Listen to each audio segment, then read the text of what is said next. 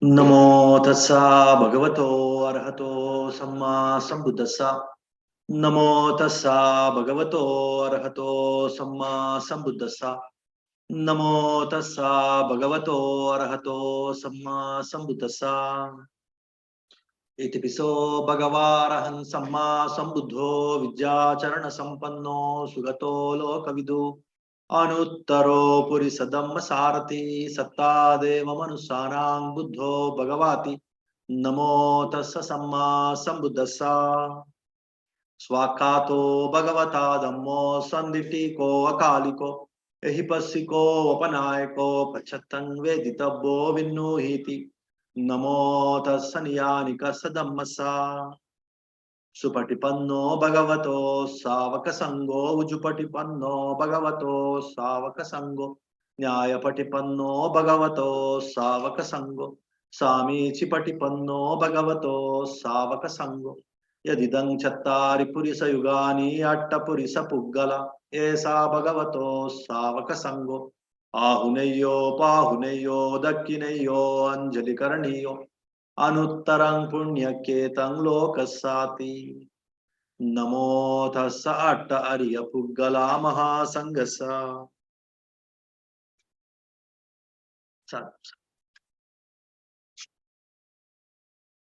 Okay, so today's topic is Theism, Atheism, Agnosticism, and Buddhism.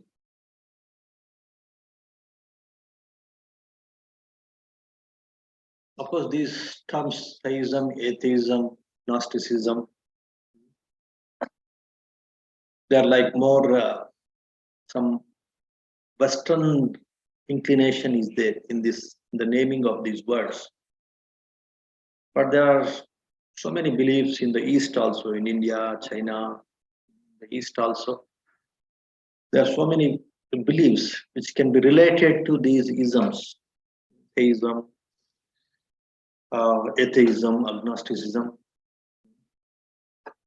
Of course, theism, like theo means like God, something which is superior to the so-called human beings that we see around, and of course the animals and the human beings that we see. And beyond these beings, there are some beings, divine beings, who are more powerful,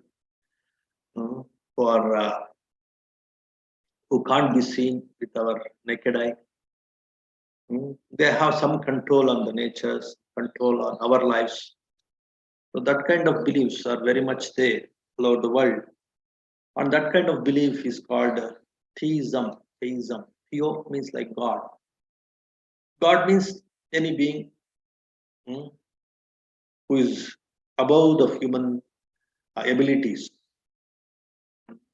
of controlling, of influencing, with regard to intelligence, with regard to power, with regard to the wholesome feelings like love, concern,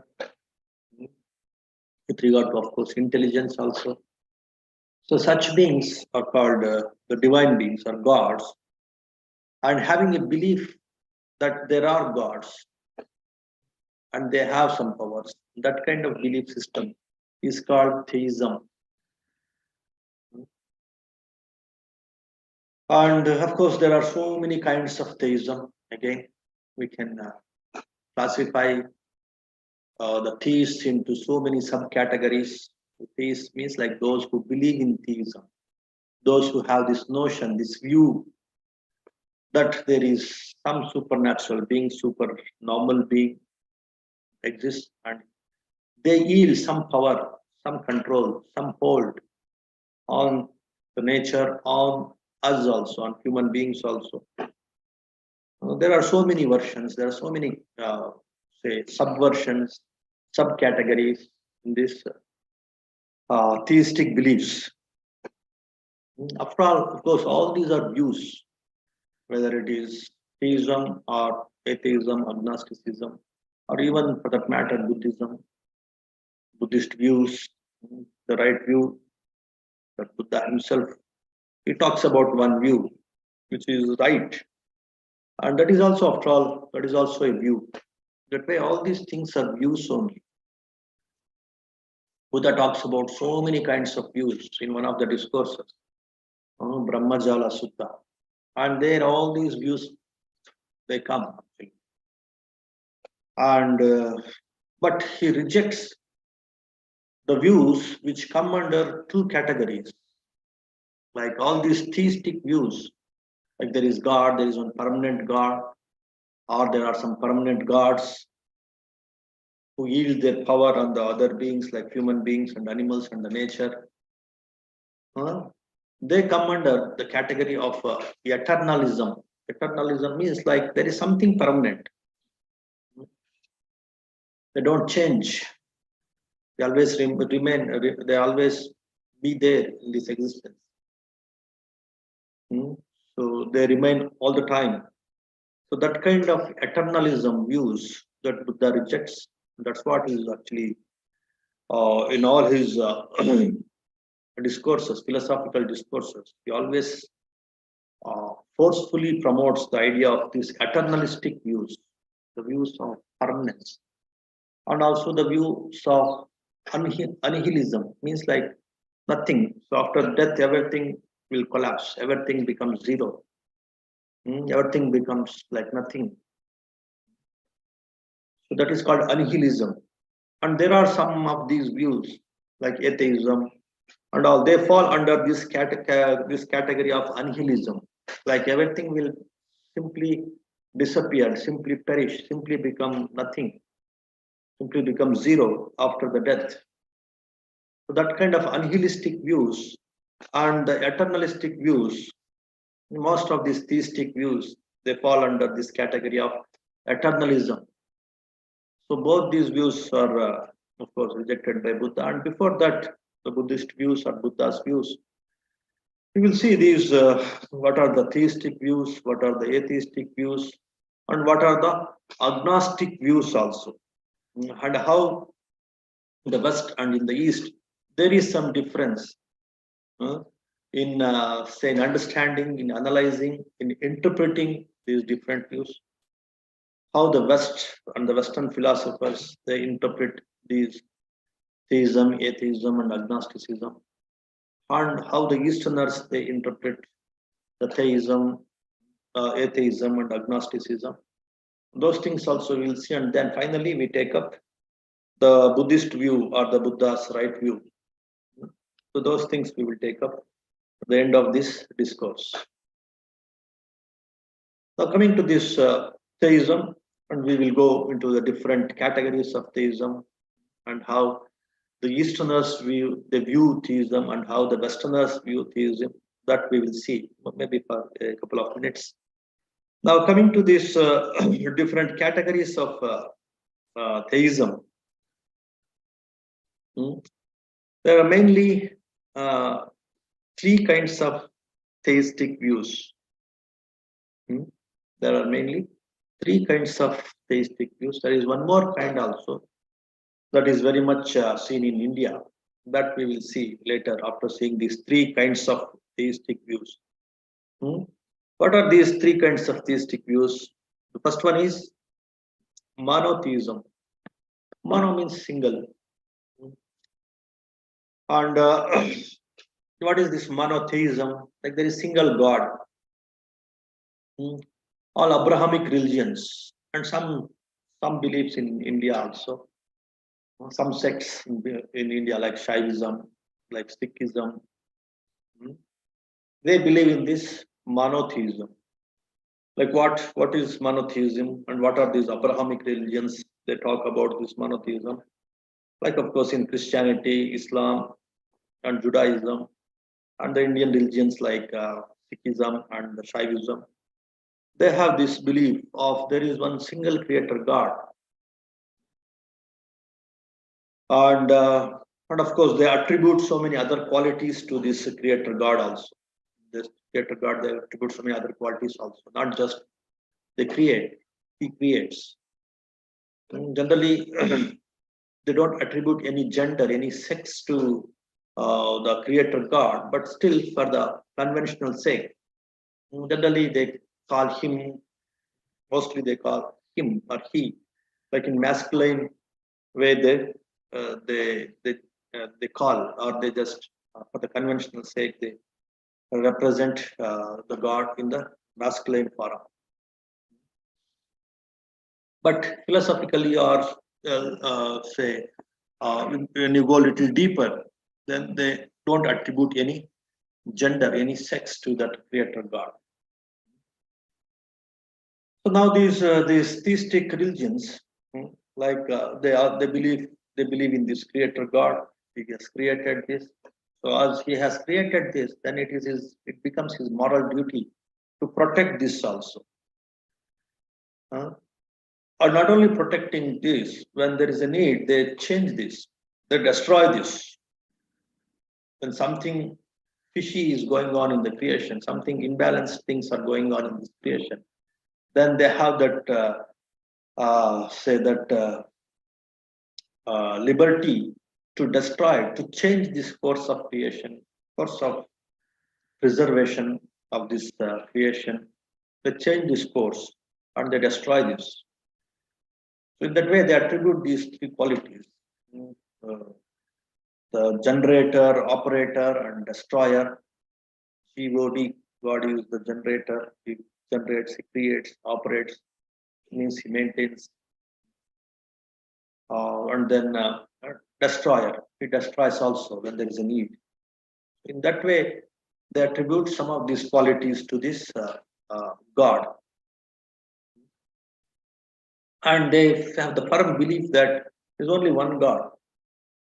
There is no the multiple beings, multiple divine beings.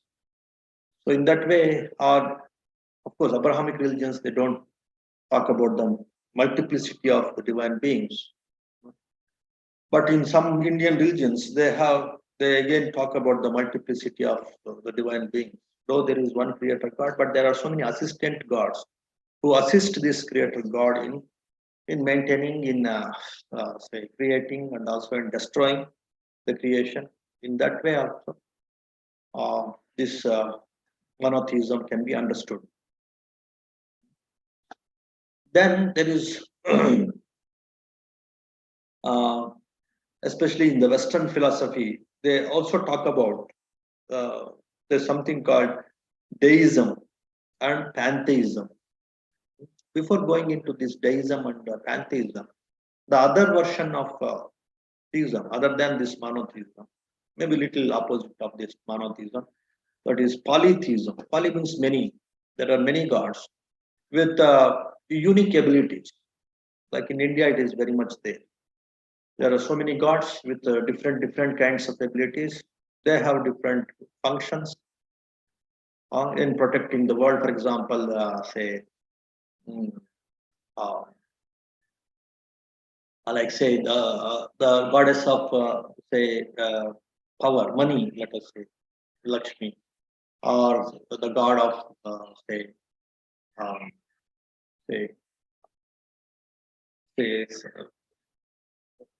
some kind of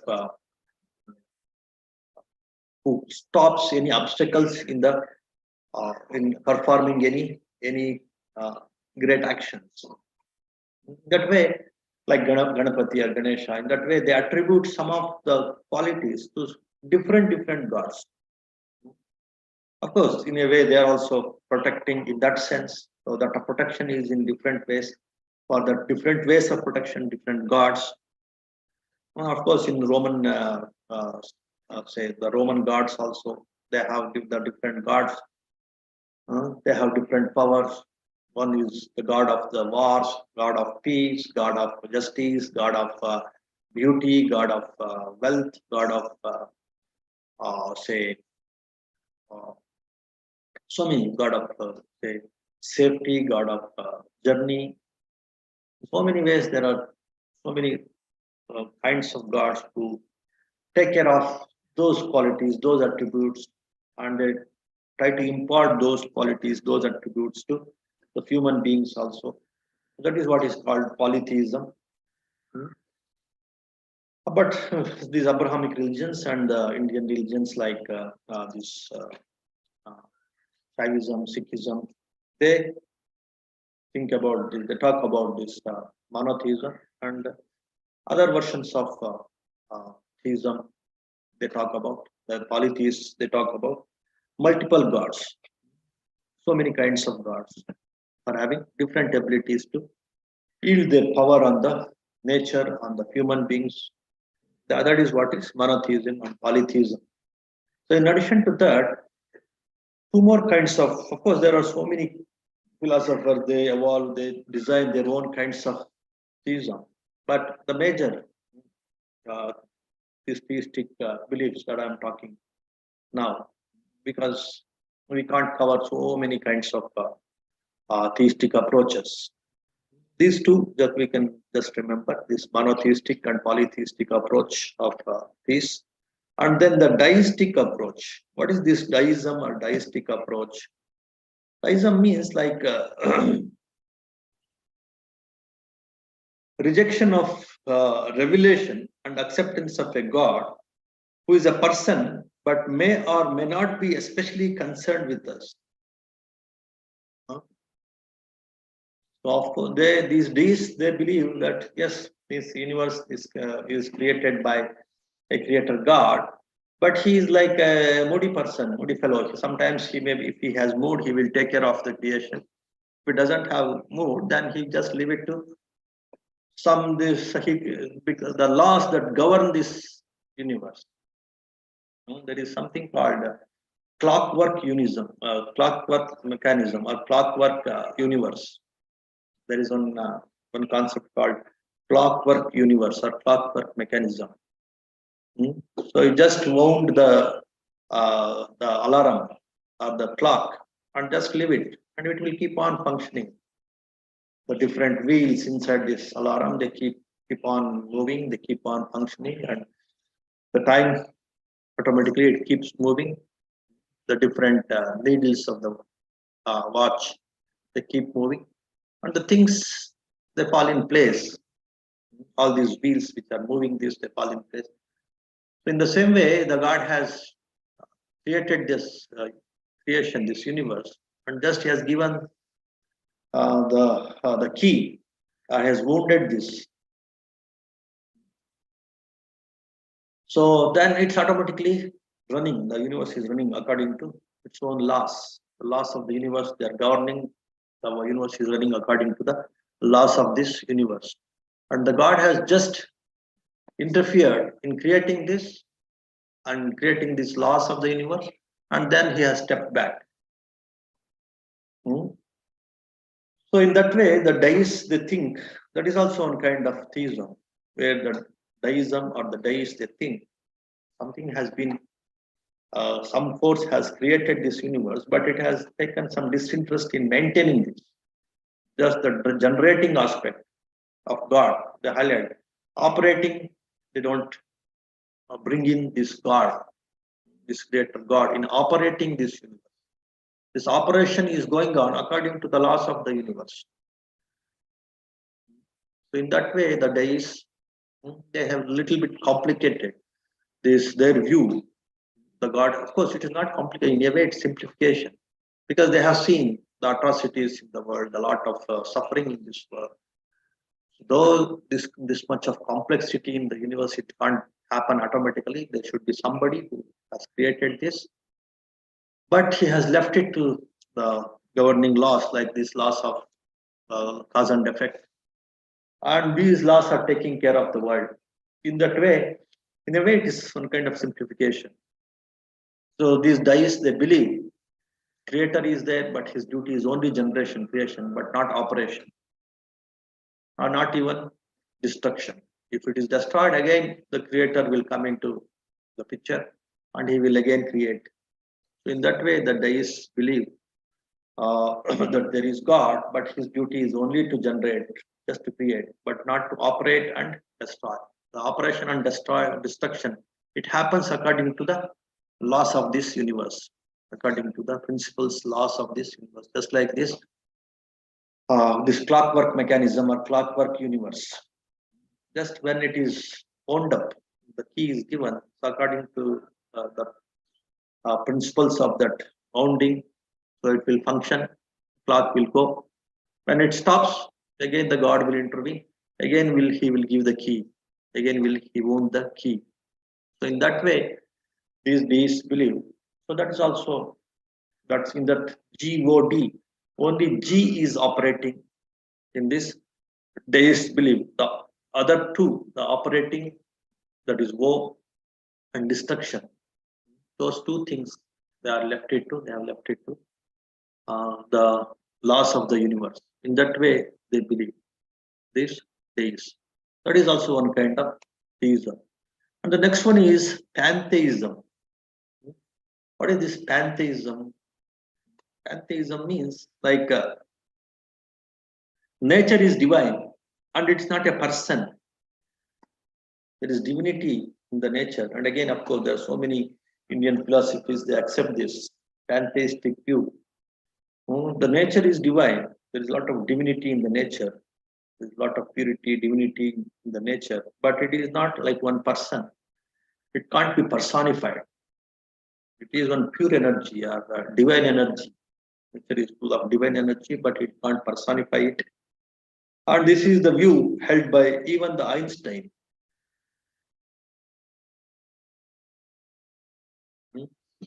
So even the Einstein, not only Einstein, so many modern Indian philosophers, Indian gurus, they have this view.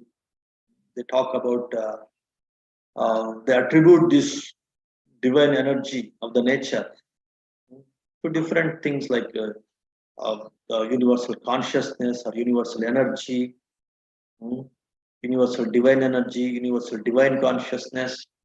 They don't attribute this divine universal consciousness or divine energy to one person. They just say everything is energy, everything is consciousness. The people like, say, starting from the 19th century itself, and even very famous reformers also, they slowly incline towards this. Even the religious reformers who are talking about Creator God and all, they slowly started inclining towards this philosophy of pantheism. Maybe from the time of Vivekananda, Raja Ram Mohan Rai, and then again some spiritual masters like this Paramahamsa Yogananda, Rajneesh, then Maharshi Mahesh Yogi. All these people, somehow this pantheistic view is very much, it became very popular in India in 20th century and maybe the beginning of the later parts of 19th century, and even in the beginning of this 21st century. This universal consciousness, universal oneness, universal energy, universal divinity. So that is one pantheistic view. Though they don't attribute this universal divinity to one divine being, one God, but this very force, this very pure energy, this very pure consciousness, this is like this is pervaded in all the beings, in all the nature, in all the existence, either consciousness or divine energy that has suffused, that has pervaded, that is, say, been into the complete existence. So that is the view of these pantheists. There are many, of course, many Indian philosophers, modern Indian philosophers, including the Western philosopher, Western scientists and philosophers like Einstein. Einstein is just, of course, he's the greatest scientist. So in addition to that, he was having some kind of inquisitiveness about this the things which is beyond the science.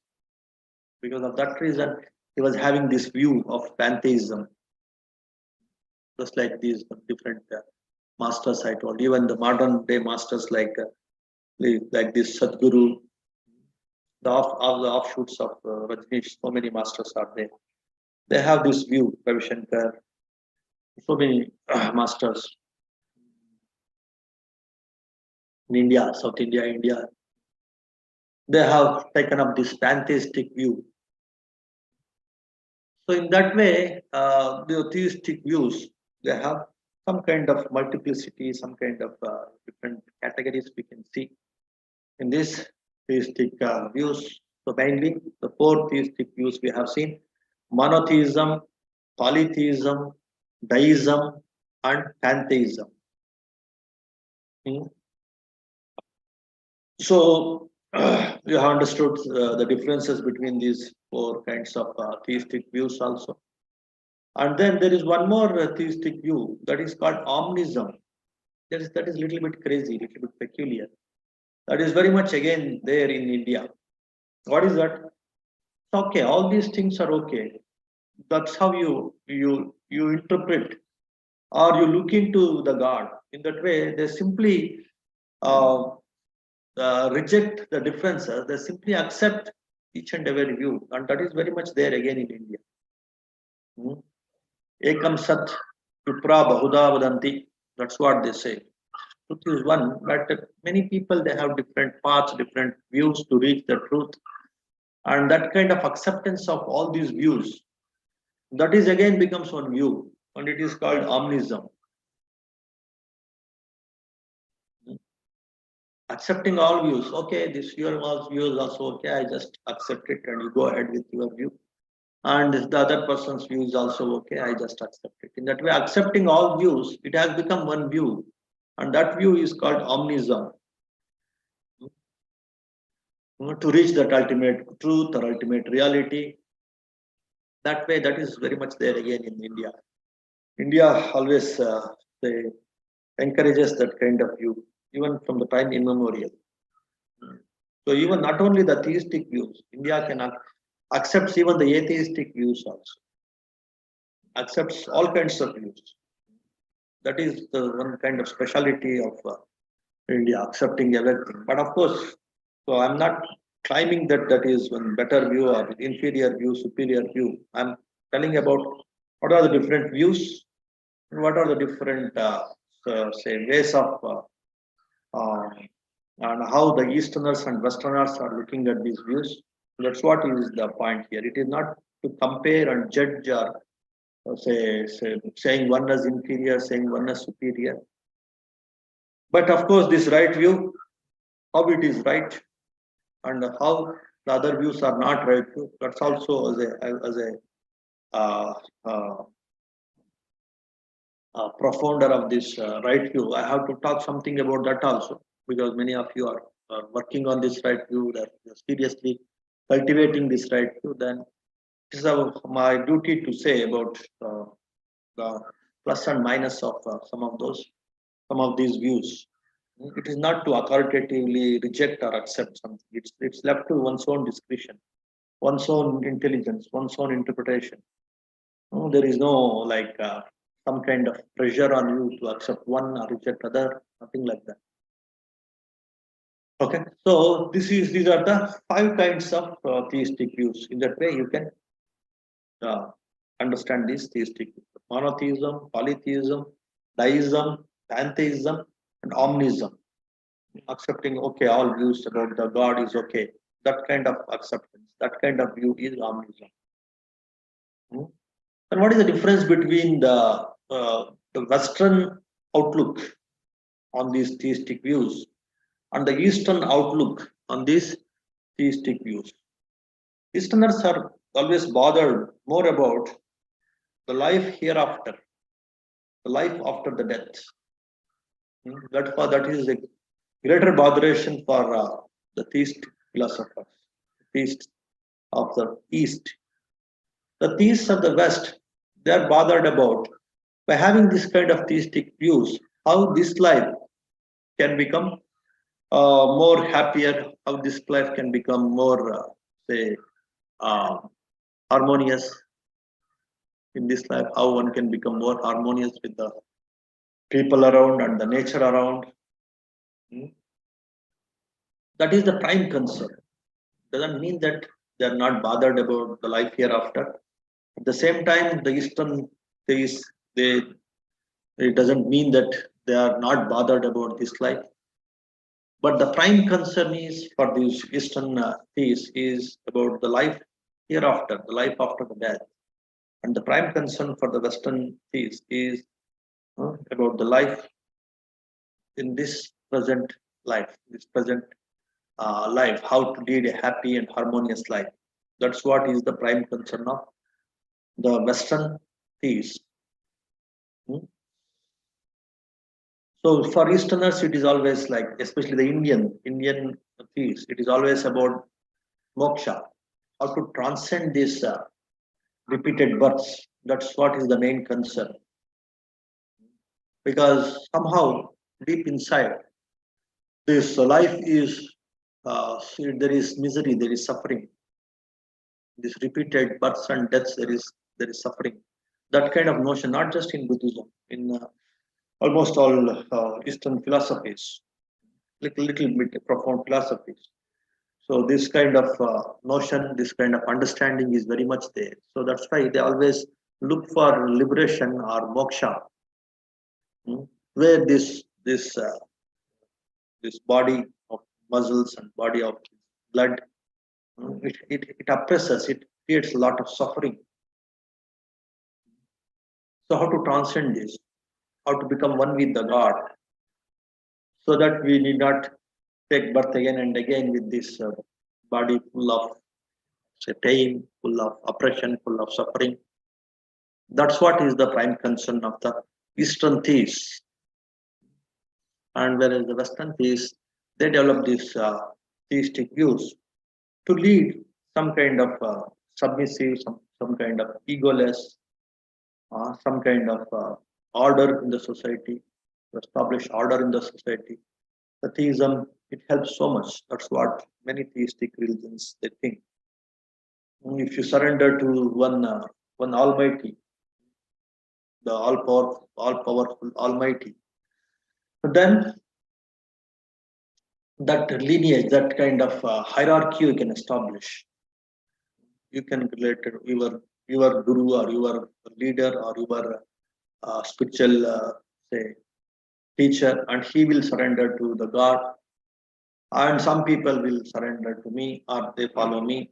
That kind of one following the other. If that kind of hierarchy is there in the society, then the order can be established in the society, and that kind of establishing order is very much there in all theistic views, either it is Eastern theistic views or the Western theistic views. So having that proper order in the system, in the society, so that will create some kind of harmony, some kind of peace. So that is what is the theistic approach, and that is one of the prime reasons why theism is still popular. Is majority of the world population is following theism because of some of these advantages, some of these benefits, even in this present life. And some of these advantages and the disadvantages we will see again after some time. Now coming to this, so this is about theistic views, and coming to the atheistic views. What are the different atheistic? What is atheism, and what are the different atheistic views that we will see? So what is atheism? A means like not or without. Without God. Theo means God. So no idea of God or no belief in God. Such kind of view that I don't have belief in God, or even the no idea of God. That is what is called atheism. Whether it is creator God, whether it is operating God, whether it is protecting God, whether it is divinity, some divinity in the existence which is beyond the human, say, rationality, human interpretation, human understanding. So that kind of forces, that kind of energy, that kind of persons, that kind of powers. So I don't believe. So that is what is the view of the atheists. And again, you can say there are two kinds of atheists. So the first kind of atheism is like they don't have this very concept of God at all. That is nowadays it is very much seen in the West, maybe in India also, in some cities, I think. Because generally, so those who are like this modern These 2000 kids, like 2000, this modern millennial kids, maybe some of them, they may not be having this very notion of God at all. If their parents are like too westernized or too, say, rational people who are more into this so-called uh, religious or non-religious environment they have created for themselves and for their kids. And in such a situation, that very notion of God is not there. There's something beyond this human intellect or human rationality, human interpretation.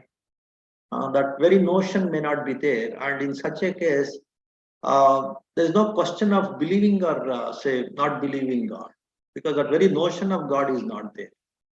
So that kind of atheists are also coming up, or they are there, very much there in many societies.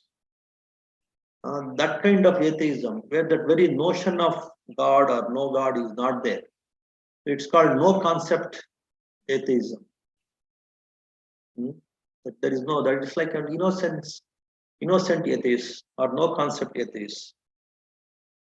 That is one kind of atheism. So everything is going on science and natural forces, something like that. Like there is some Sankhya philosophy in India. Everything is like matter and force only. That's in that way. They don't think about any force that is beyond these physical forces. Everything, the whole world is physical forces and physical matter. In that way, there was one Sankhya philosophy in India, and in the same way, some modern generation also, the people, they don't, because they have not seen from their culture, from their tradition, from the customs, they have not seen or heard about the deities, heard about the gods, heard about the spiritual or religious practices or ceremonies. They have not seen at all some of those ceremonies or spiritual practices. Of course, in India, it is very much there. And of course, in all the theistic countries, whether it is Islamic countries, Christian countries, Hindu countries, even the many Buddhistic countries, worshipping gods or worshipping some deities. If that environment is not there, then the children, they don't take that very notion of God at all. That very idea of God will not be there in their minds. That kind of having no concept of God. And that way, they don't believe in God, they don't try to understand the God. That kind of atheists are called no concept atheists. And there's one more kind of atheists. They're called positive, very affirmative, very assertive atheists. They know about the different versions of God that people are talking about and worshipping and believing. And because of their thinking, because of so much of thinking that if the God is there, why there should be so much of suffering in this world? With their own logic, with their own rationality, they have concluded that no, all this is false. There is nothing like God and generating God or operating God, protecting God or destroying God. All these things are not there. But they are very affirmative, very assertive. They are called the positive atheists or the assertive atheists, something like that we can say. So these are the two kinds of atheism, atheistic views. These are two atheistic views. Okay. Now, the other one is the agnostic views.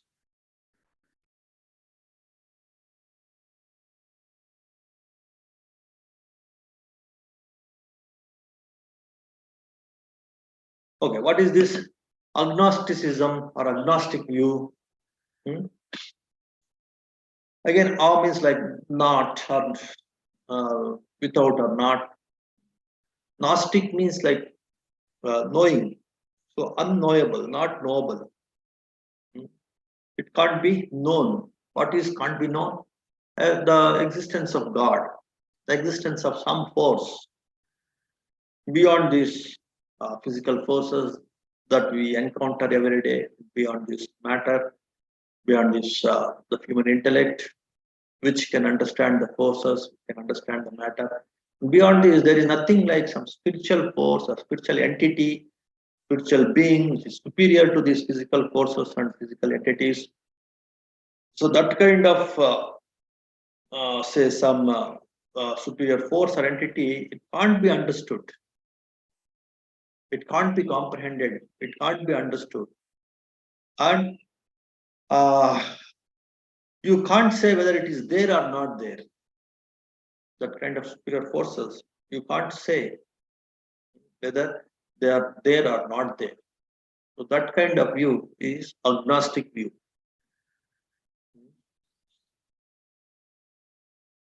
And of course, in some cases, actually, these agnostics also they try to classify the agnostics also under atheists. But if you see correctly, the agnostics are not like your atheists because they don't poke their nose into the discussions on God, no God or yes God, there is God or there is no God, that kind of discussions. They don't want to interfere because they have concluded that it is beyond their ability to comprehend about the existence of God and the powers of God and His intervening in our day-to-day affairs. So all those things they can't comprehend. Because of that reason, let go it, just ignore it. So that kind of view is called agnostic view.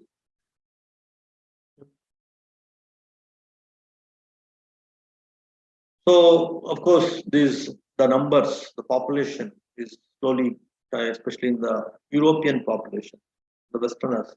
Not much in the US. They say in US still many people are theists, but of course still the number of agnostics and atheists are increasing in US. That's what they say. In India also it is slowly it's increasing.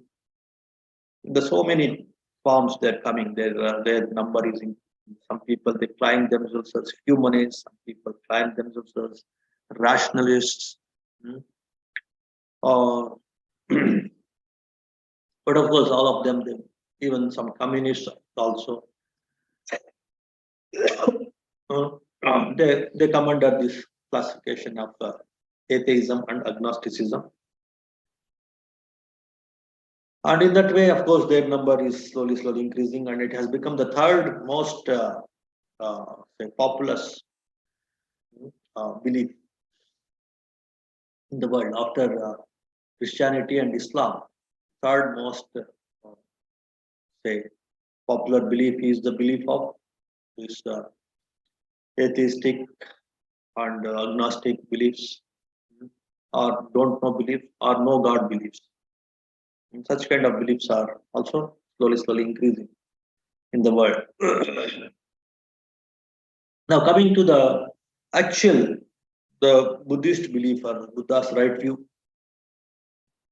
So many people, again, the problem with the Buddhist beliefs is many people they interpret Buddha in their own views. Like say the Chinese communists, they thought the Buddhist beliefs are theistic beliefs because here the many Tibetan Buddhists they worship many kinds of deities, and it has become too strong, too profound, too deep, and that worship and belief in the deities and that theistic ideas that have crept into the Buddhism and in their practices, their ceremonies, their rituals, it has become too strong, and these communists they could not bear with it, and they thought Buddhism is theism. Hmm? Exactly the opposite happened in India a few centuries back. So all Indian theists they thought these Buddhists are atheists. They don't have belief in the Creator God. And once they think that there is no belief in Creator God, then they classify you under atheism. That's what even in many places it happens. So when I was in Bangalore, I used to attend, of course in Hyderabad and Bangalore, I used to attend so many uh, inter-religious harmony programs or inter-religious programs. So where these many theistic religions represented by some theists. When they come and when they think and when they discuss, when they come to know that the Buddhists don't believe in the creator God, then they brand you, then they classify you under atheist. Or sometimes they classify, they don't know about the creator God and they're agnostics. In that way, they classify. But the Buddhist view is altogether a separate and unique view. It will not fall under either theistic views or atheistic views or agnostic views. It's altogether a separate view, and it is like, as Buddha calls, it is a right view. Understanding that right view and how it is separate from these theistic views and atheistic views and agnostic views is very, very crucial to progress in this path that we have been emphasizing from so many years, like after establishing this Right View Meditation Center for Right View Meditations. The entire focus is how to make it more palatable, more easy. This knowledge of right view and how one should go ahead in this knowledge of right view. That is what is the mission of this CRVM Center for Right View Meditation. So, for the sake of those who are serious into this right view practitioners, who are into this CRVM movement, so for their benefit, so I had to talk something about these other views also. And of course, so many other views we have discussed and the Buddha used to tell in so many other discourses like in Brahmajala Sutta. These how the right view is different from all these other views. 62 plus or 64 wrong views Buddha used to list. Not just, there are so many other views also. And how they are not the right views. That's what he used to discuss. So in that fashion, now we are trying to understand these theistic views and atheistic views and agnostic views, how they are different from the Buddhist views, the Buddhist right view.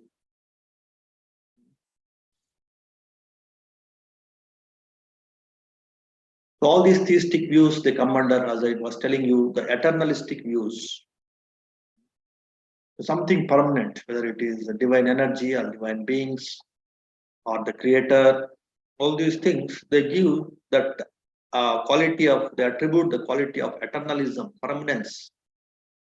So if you hold on to that kind of views, then you become submissive to those eternal things, and then you don't work on your mind. Then you will go off track from this right view. In that way, the eternalistic views also, they won't come under the Buddhist view, Buddha's right view. And the nihilistic or unnihilistic views, like the communistic views or atheistic views or even the agnostic views, they come under this nihilistic or unnihilistic views. And then if you stick on to this nihilistic or unnihilistic views, then again you ignore on the mind, ignore on developing the mind, and you simply focus on essential things or the physical things or materialistic things, and this purification of the mind, perfecting the mind, and this understanding this law of cause and effect. All these things will take backseat. Because of that reason, again, these nihilistic views or unnihilistic views, like atheistic, agnostic, communistic, rationalistic, humanistic views, again, they are rejected by Buddha.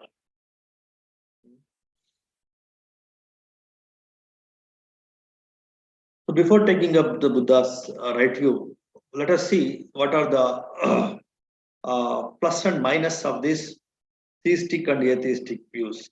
What are some misconceptions about theism and atheism that we will see, and what are the benefits that people are, say, reaping, they are deriving by practicing these theistic and atheistic views. That also we will see just for a couple of minutes. One becomes an atheist in order to be able to behave immorally. The theists think that Atheists, they don't believe in God, they don't believe in some superior force or some superior power, so that they can behave, they can behave in their own way, like they can behave in immoral way. In that way, the theists believe about the atheists. Just to live immorally, people are giving up this order of the creation created by the God. They don't yield to some superior moral laws which are created by the God. So to lead an immoral life, people are deviating from this moral hierarchy or this hierarchy of the God. So in that way, the theists, they conclude about the views of the atheists. But what is the atheists? How the atheists defend about that? They say there is no satisfactory evidence for this, that atheists are immoral, or even less moral than the theists. You can't simply say, based on some data, based on some evidence, that theists are more say moral than the atheists, or atheists are more immoral than the theists. That you can't deduce, that you can't conclude. In that way, you can't conclude. It is on a par with the view that one adopts certain kinds of theism because one is not strong enough to deal with life's difficulties. The religion is for weaklings story. They hook up, they talk about the religion is for the weaklings. In that way, they talk about who? The atheists. You can't stand on your legs. You want some support of the God, some support of the hierarchy above you. You can't stand on your legs.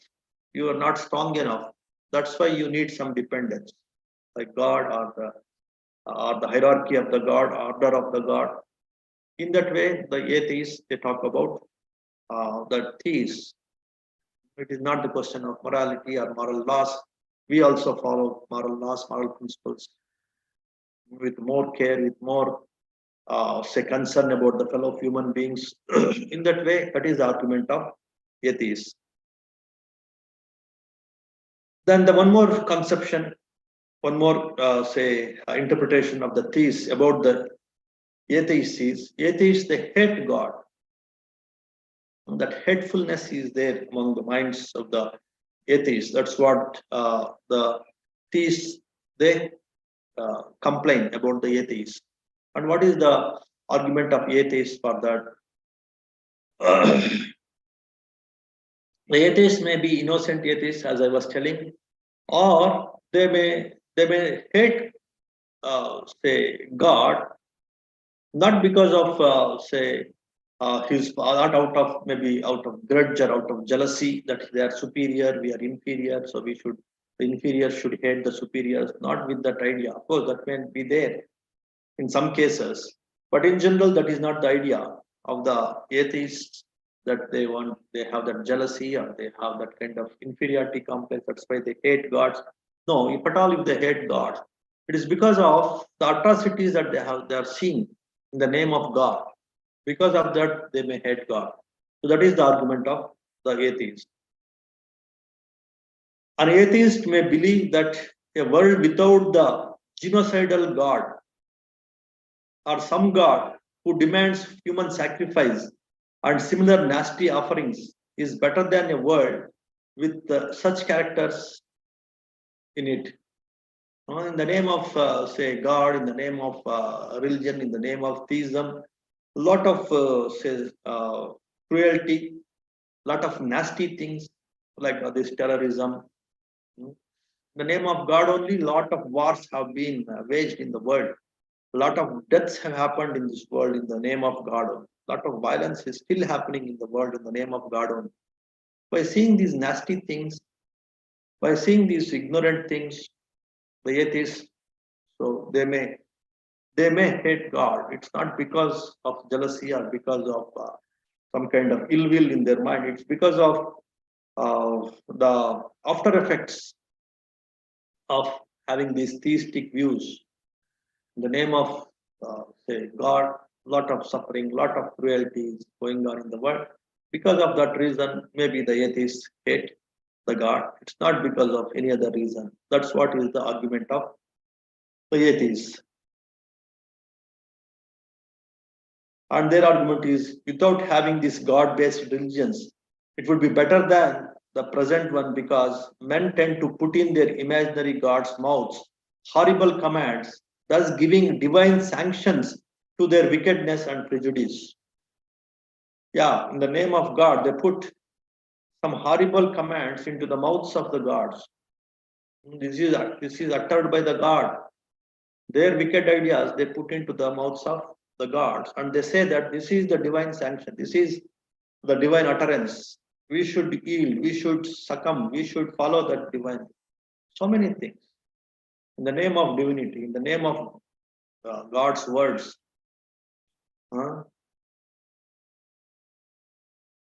In the name of divine scriptures or divine words or divine sanctions, they create a lot of wickedness and prejudice and death and cruelty. So because of that reason, so some atheists, they may hate God. In that way, the atheists, they defend. Atheism is a philosophical system, and all atheists believe in the same things. That's what some theists may think. So, but the atheists say no. Each atheist has his own way of looking at his view. Some atheists they may simply ignore the morality. Some people they simply follow morality for the sake of other human beings. Some people they may hate God. Some people they simply ignore God. That way, atheism is not one very defined philosophical system. It has so many versions, so many ways and means, and each atheist he has his own version of atheism. So that is what is the argument of the atheist. Atheism is not a philosophical system any more than theism. Like theism, atheism is very old, and atheists have very different philosophical views, different moral views, different lifestyles, political affiliations, and so on.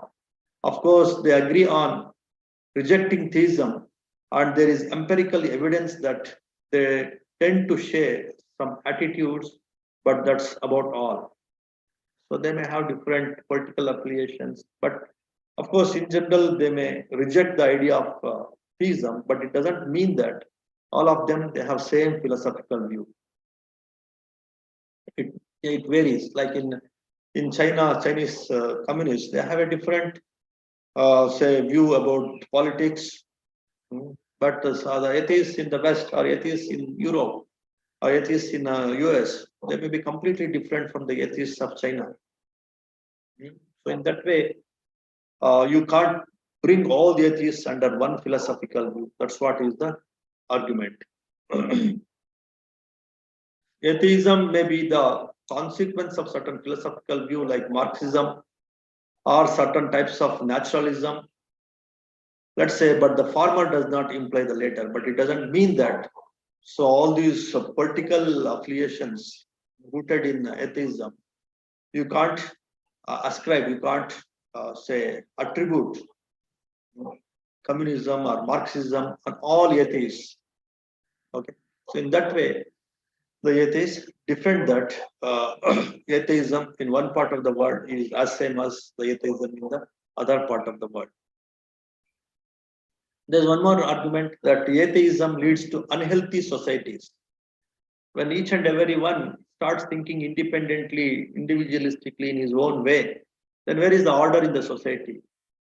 Where is the hierarchy? Where is one listening to other? Where is one following some orderliness in the society if each and every one thinks in his own way and thinks that he knows better than the others. In that way, everyone starts thinking, then where is the order in the society? Then it leads to anarchy. In that way, some theists argue, but what is the counter argument of the atheists? So they say of the top 25 ranking societies, 24 of the societies, all but one that means 24 of the nations with the highest levels of atheism. In the countries where the atheism is much predominant, there you can see a lot of order in the society. Like so many European countries, there is a lot of atheistic ideas. They are growing, they are becoming prevalent than the theistic ideas. But still, there is a lot of harmony, a lot of peace and security and justice in many countries where atheism, the atheist number is increasing. That's what they say. But they also agree that the suicidal cases are increasing in the atheist countries because of too much independent thinking. The minds are becoming like they're not getting the peace within. Somebody is like small children. So if there are children, they think there is somebody like father or mother to take care of them, then they will be happy. They will be simply jumping, roaming, and if they think there is nobody, then they get stressed, then they get depressed. So that's what is happening in the world because of the increase in the number of atheists, increase in this proportion of the believers of atheism. That's what is again one more truth, one more reality that one should look into. A lot of mental health issues. But now the world is suffering from a lot of mental health issues, lot of suicides again are very much seen in the atheistic countries. The people who think they can lead their life independently, they are becoming more prone to the mental health issues and the suicides. A lot of mental suffering. Though they are doing good job and they are independent with regard to their earnings, the physical earnings and the physical welfare, but mentally, because they don't fit into some hierarchy, some order, they don't have some kind of solace that somebody is there to take care of me. There is no dependence, there is no solace from higher authority, and independently they can't interpret everything correctly.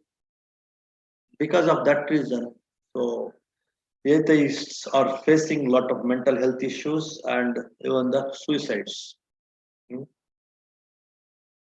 During the time of COVID, actually, in India and in so many countries, even in many theistic countries, many people, they were arguing that though you are closing so many things, so many public institutions, but these places of worship, like the temples, churches, mosques and all, they should be opened because people are undergoing a lot of mental health problems, lot of depression, lot of worry, lot of tension, lot of insecurity, lot of anxiety.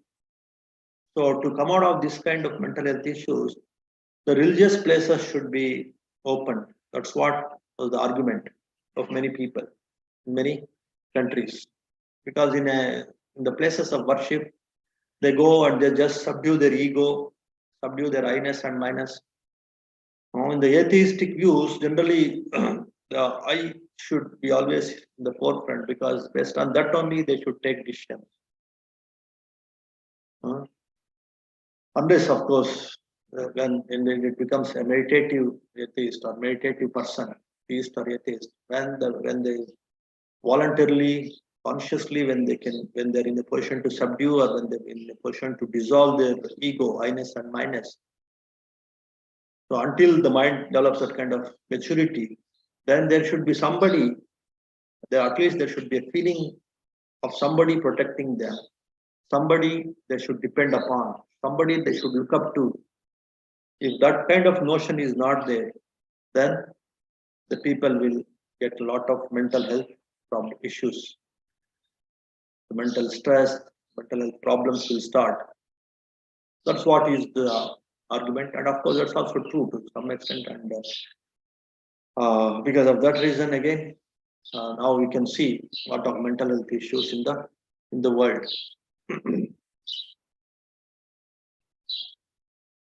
Okay, so in that way, there are several arguments and counter arguments in having this kind of theistic, atheistic, and this kind of agnostic views.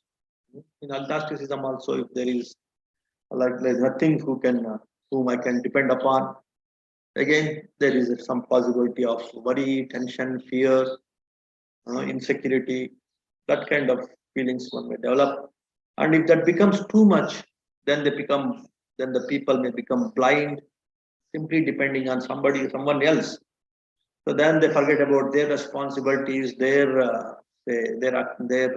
role in the society or in the family or in the office. And there is a possibility of they become fanatics, fundamentalists, extremists, terrorists. These are the other problems of the theistic views. So, and they may give less importance to the materialistic welfare. The people who are more into these theistic views, very deep into these theistic views, always thinking about the world hereafter, the life hereafter, because I will get heavens after my death. So now I don't care about what I should do as a husband, as a father, as a member of the society. So then they may give very less importance to the materialistic things. That way they remain poor, or they remain, say, lazy also, that possibility is there. In that way, in each of these views, they have their own plus and minus. So the opposite view, people with opposite view, they counter this view with the negativities, and this view counter the opposite with their negativities and the benefits here. That way, this drama is going on in the world. So let it be, let it go on. And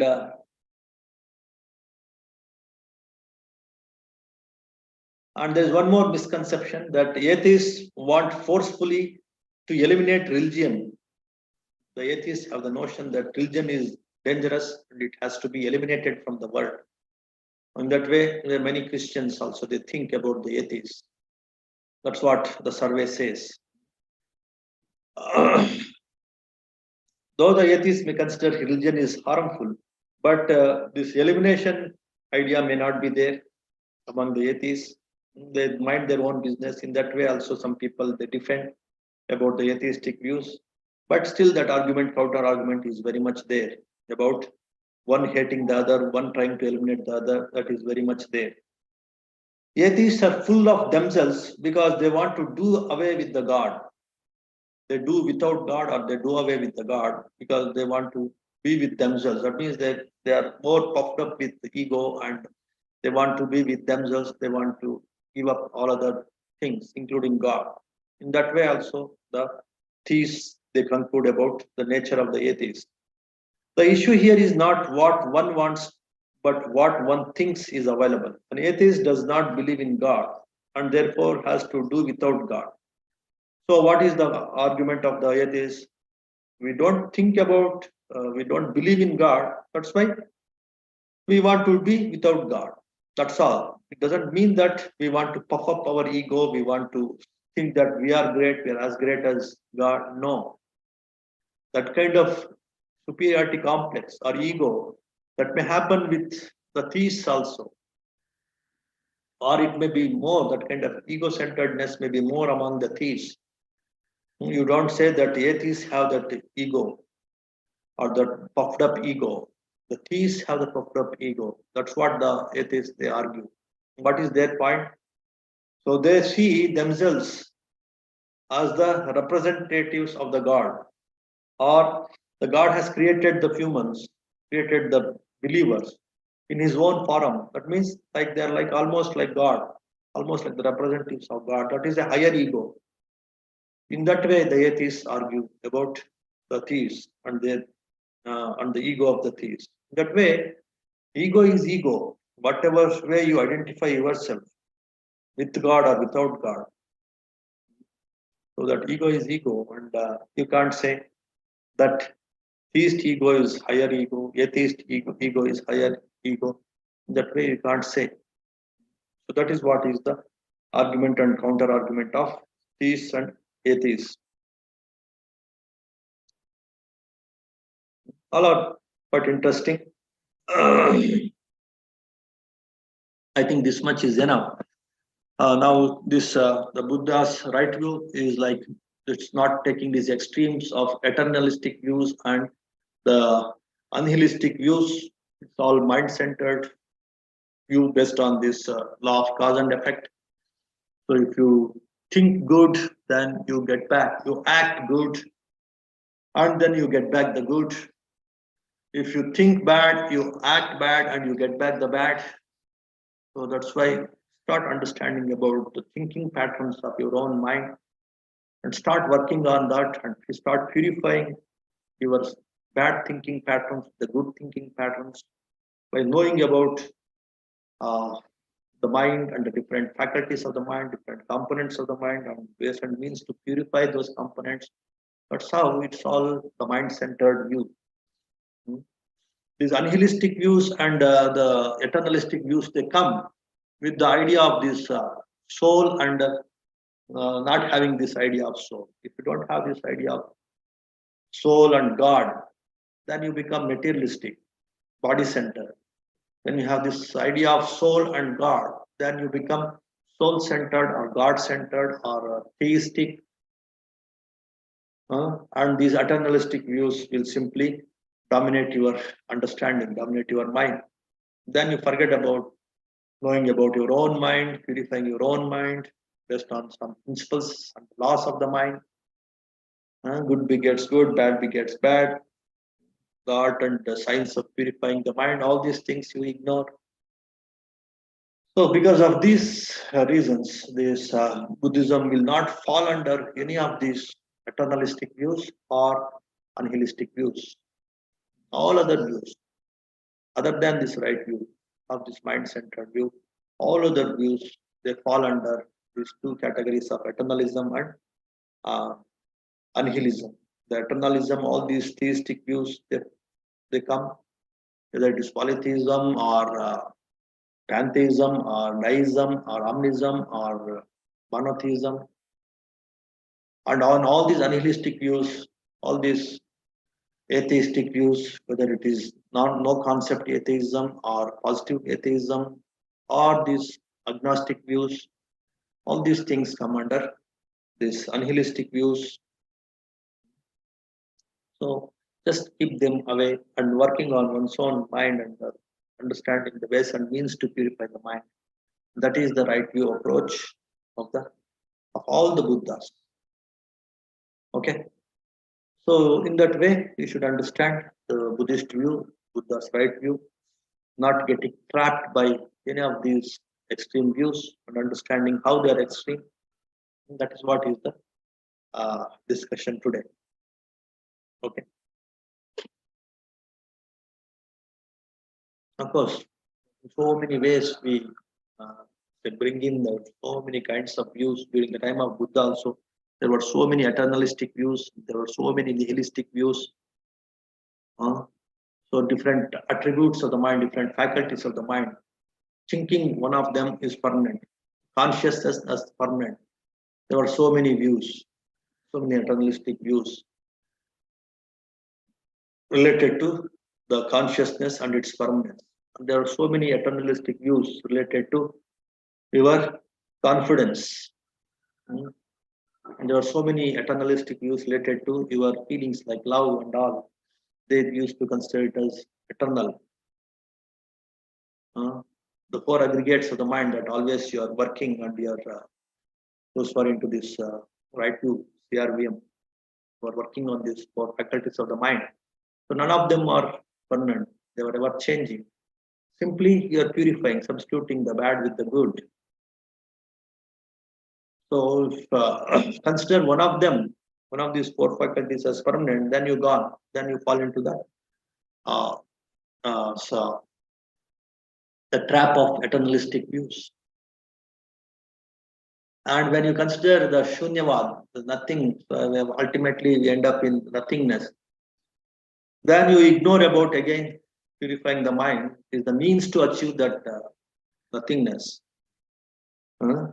Then if nothingness or this shunya if that is like if it occupies much of the mind space, then you again ignore the importance of the mind and mind purification, and then you fall into the trap of nihilistic or unnihilistic views. That way, don't get trapped into these nihilistic and unnihilistic and eternalistic views. Simply focus on with the different practices like punya kriyas, different meditations, understanding the four faculties of the mind and understanding the different meditations pertaining to these four faculties of the mind. Keep working on that, and how all the Dhamma teachings, Dhamma techniques, Dhamma meditations, Dhamma practices like punya kriyas, all these things, how they are helping your mind to get purified, and in that way, how your mind centered. If that awareness is there, then you are in the right view. And when you see the Buddhist cosmology, the entire full range of Buddhist cosmology, then you can see how these different views they can they can lead to different planes of existence, though may not be very authoritatively. So in that way, Buddhist cosmology will give you what is the limitation of all these other wrong views. Very authoritatively, very clearly it will be. The theistic views, monotheistic views, they have these Brahma views, all these Brahma beings. Some of the Brahma beings, they have these monotheistic views. The Brahmas, they are ultimate creators. They create the world. But Buddha says, I know the abilities of the Brahma and I know the limitations of Brahma. He is not permanent. In that way, he just refuted the argument of one Brahma. And also some people who are the followers of this Brahmic view. The same thing holds good with some Arupa Brahma or Nirakara Brahma arguments like this Islam and all. They talk about this Nirakara Brahma kind of views. And there also the limitations of it.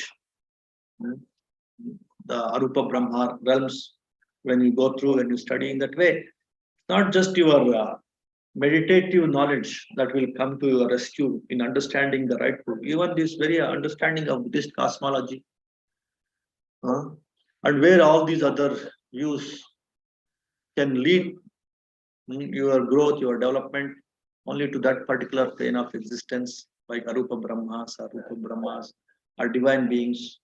Divinity, to become a divine being, there are again divine beings in the Buddhist cosmology, but they have their own limitations.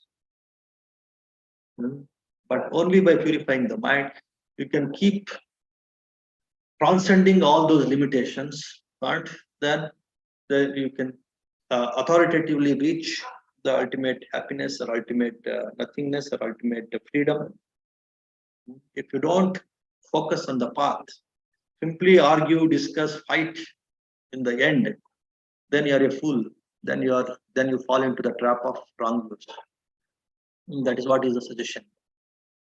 So in that way, understand the difference between the wrong views and the right views. Then work on this right view of focusing on the mind, developing the mind, purifying the mind with different practices that are very suitable, that are very authoritatively purify the mind. Then you are into the right view.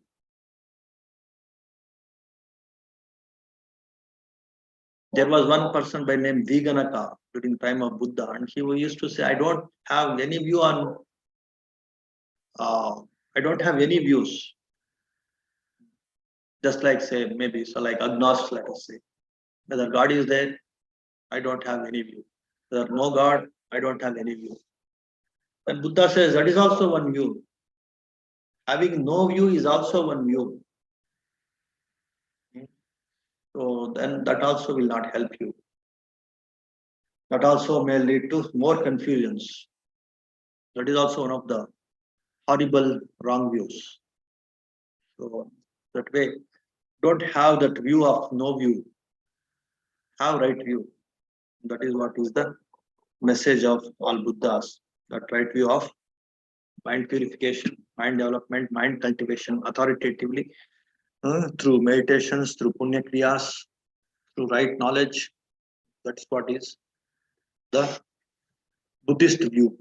So in that way, we have seen in this topic of theism, atheism, agnosticism, and Buddhism, uh, the intricacies or the knowledge of wrong views and right views. Okay, I think this much is enough for today. If you have some quick questions, you can ask, and then we'll conclude.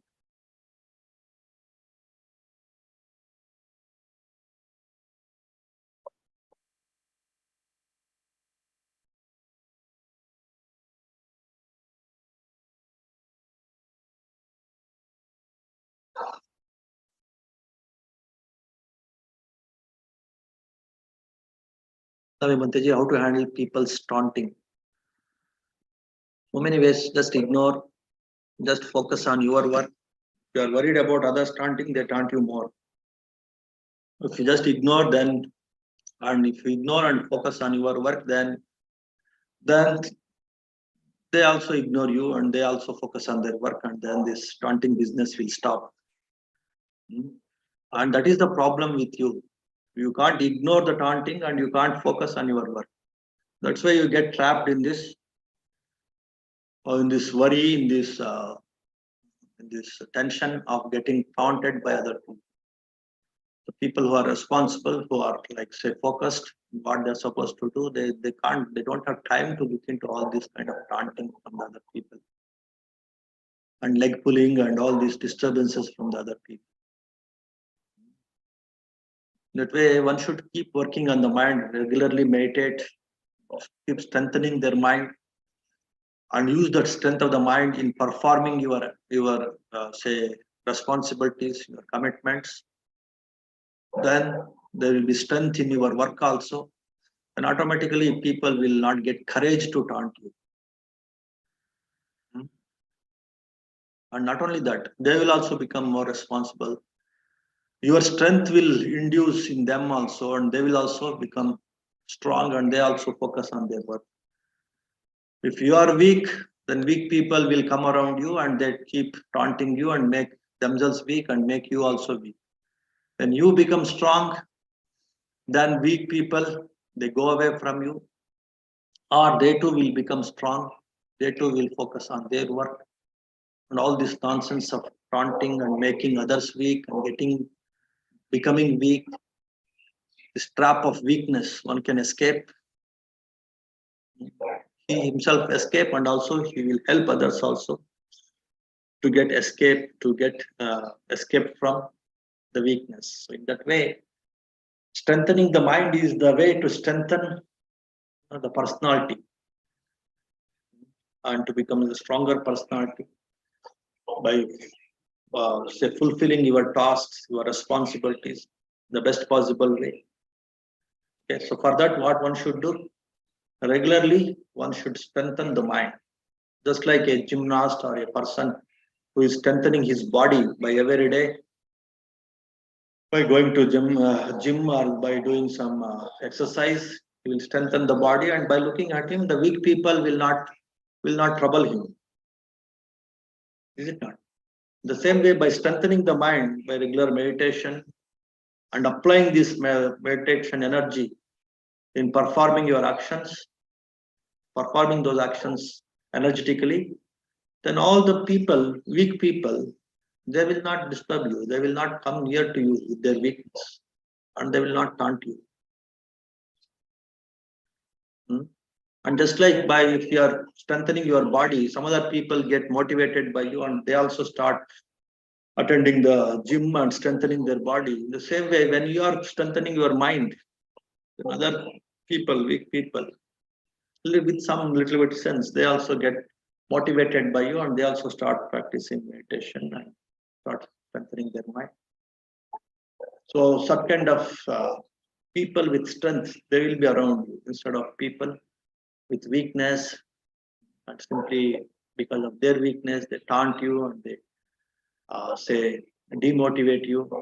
Such people will go away, or they become stronger mentally. So what is the point here? So it is the mental strength that matters for taunting or getting taunted by others. Once a person works on this mental strength, then either getting taunted by others or taunting others, all this nonsense will stop.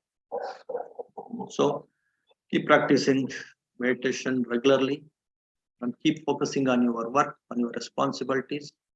Put forth all your energy. Then automatically all this negative thinking and the influence of negative people will go up. Next question.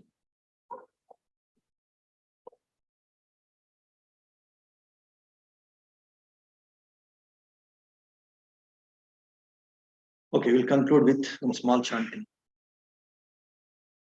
Namo tassa bhagavato arahato samma sambuddhassa bhavatu sabba mangalam rakkantu sabba devata sabba buddhanubhavena sabba dhammanubhavena sabba sanghanubhavena sada swati bhavantu te sukhi bhave yanni dukho aham nicha aham viya ida cha me sukhi hontu majjata chatavedino mami gammante dhammi satta hontu sukhi sada ato parancarajyesu chakkavale sujantano.